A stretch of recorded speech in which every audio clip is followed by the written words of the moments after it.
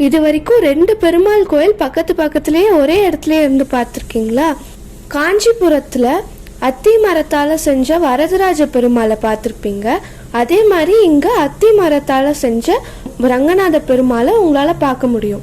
இங்கே ரங்கநாத பெருமாள் ஜைஜாண்டிக்கா ஸ்ரீதேவி பூதேவியோட உங்களால் பார்க்க முடியும். இன்னொரு ஸ்பெஷாலிட்டி என்னன்னா, ரங்கநாதர் அவர் தலைக்கு சப்போர்ட்டாக மரக்கட்டையை வச்சு தான் படுத்துட்டு இருக்கிறதையும் நீங்கள் பார்க்க முடியும். இந்த கோவிலுக்கு பக்கத்துலேயே பிரசன்ன வெங்கடேஷ பெருமாளை நீங்கள் சிவலிங்கத்துக்கு மேலே நிற்கிற மாதிரியும் உங்களால் பார்க்க முடியும். இந்த கோவிலோட ஸ்பெஷாலிட்டி என்ன அப்படின்னா, தனியாக சொர்க்கவாசல் கிடையாது.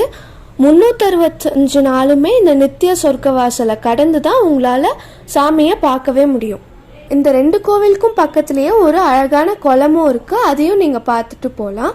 இந்த கோவிலோட லொக்கேஷன் நீங்கள் சென்னையிலேருந்து வெள்ளூர் இல்லை பெங்களூர் போகிறீங்க அப்படின்னா அந்த வழியில் தான் இருக்குது. நான் இந்த கோவிலோட லொக்கேஷனை டிஸ்கிரிப்ஷனில் லிங்க் பண்ணி விட்றேன். நீங்கள் அங்கே போகும்போது கண்டிப்பாக இந்த கோவிலை பார்த்துட்டு போங்க.